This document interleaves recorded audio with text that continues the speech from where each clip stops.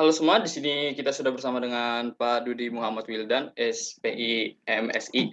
Terima kasih Pak telah meluangkan waktu untuk wawancara ini Pak. Sama-sama. Jadi Di sini saya akan bertanya seputar ikan tuna nih Pak.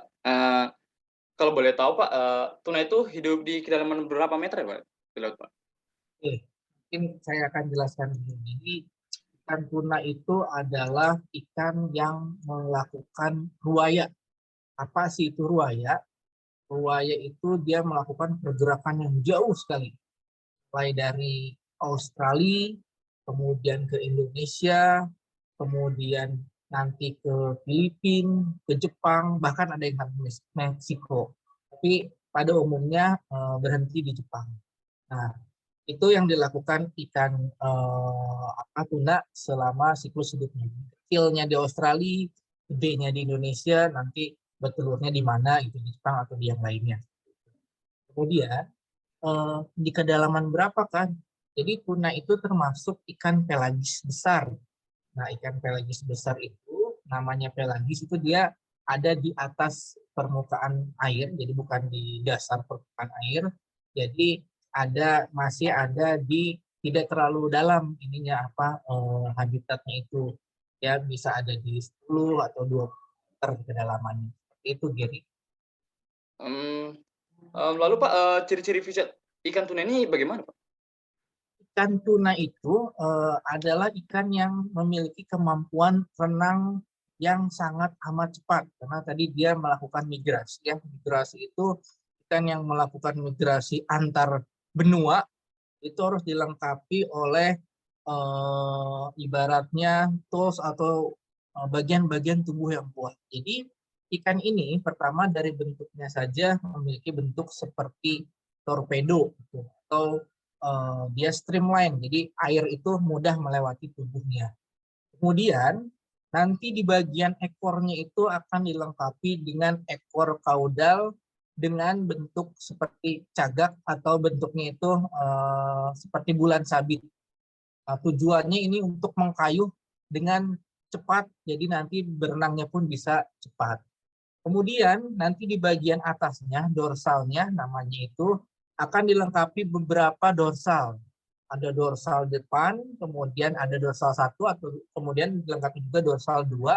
Ini tujuannya untuk akselerasi nih, belok kiri kanan, kemudian yang lainnya itu bisa menggunakan dorsal. Selain itu, nanti juga di bagian tubuhnya ada yang namanya scoop, inlet, dan keel. Nah, itu tujuannya untuk membelah air atau memudahkan dalam pergerakan baik maju maupun belok kanan atau kiri. Jadi akselerasinya tuh mudah sekali. Jadi ikan ini sudah didesain untuk berenang cepat dan untuk untuk berwaya dari satu benua ke benua lain seperti itu, Gary. Kan Bapak bilang tadi Pak, ikan tuna ini kan hidupnya bermigrasi gitu ya Pak. Nah, apakah mereka apa ya? Waktu mereka ingin berreproduksi begitu Pak, apakah mereka bermigrasi ke satu titik tertentu Pak? Ya, jadi ikan tuna itu umumnya ya melakukan uh, ibaratnya bertelur itu dia akan kembali di mana dia akan bertelur di Tempat lokasi dia nanti menetas itu Pak? setelah di lokasi nanti setelah dia kira-kira cukup gitu.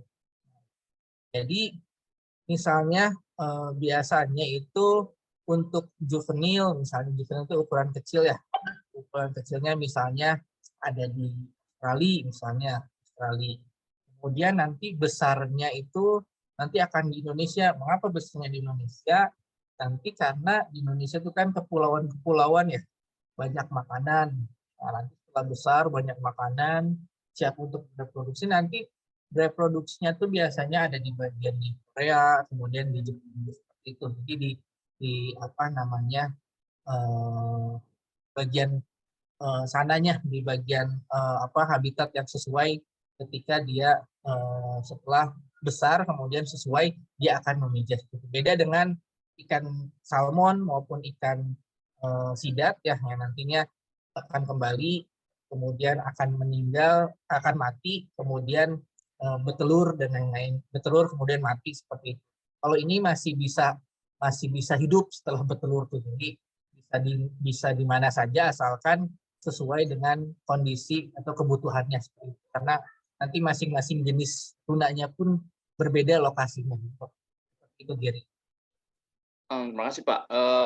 Lalu makanan mereka apa Pak di laut Pak?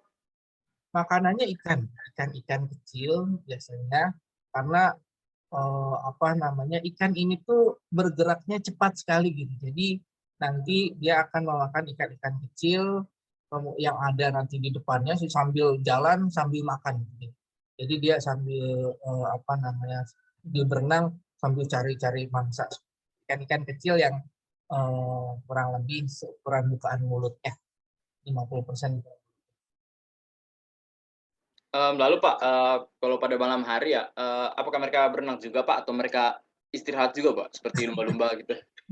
Kalau ikan ini eh, tidak seperti manusia ya, kalau malam hari tidur gitu kan ya.